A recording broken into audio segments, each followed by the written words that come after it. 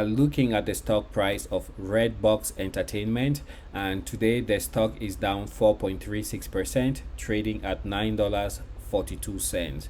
Yesterday the stock closed at $9.85, and today opened at $9.51. The 52-week range for Redbox Entertainment has been from $1.61 all the way up to $27.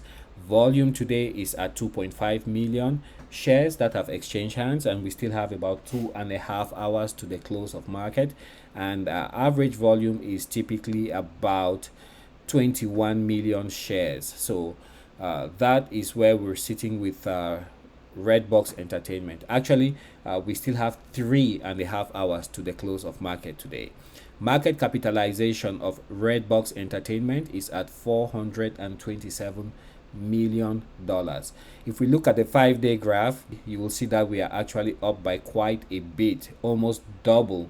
So like I keep saying, when we start getting into the recovery in this from this bear market, we will not just see a parabolic, or an inverted V, or a V-shaped recovery. It's going to be probably more like a U with the the rising side of the U, not really sharp straight up, but at an angle. So these are early signs to tell you that you have to start thinking of what equities you want to put your money in.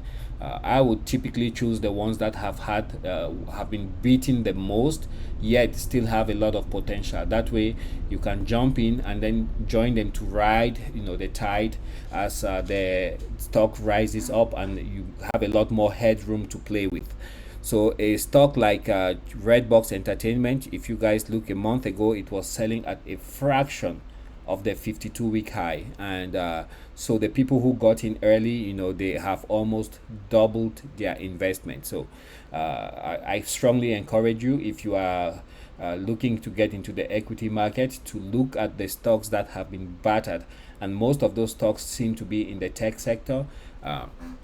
Pharmaceuticals were pretty resilient as most of the market came down, so I would look in the tech sector. Energy stocks also were resilient, so those are not, I don't think I would want to go into an energy pump, or having the energy companies contribute to bring down the cost of gas at the pump.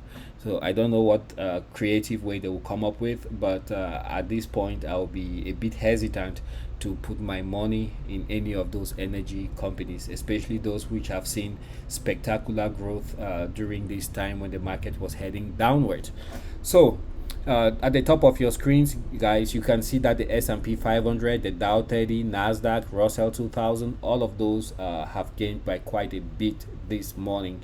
The crude oil is also up 3.32% and trading at $107.73 a barrel.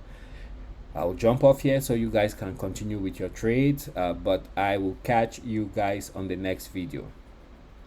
Bye now.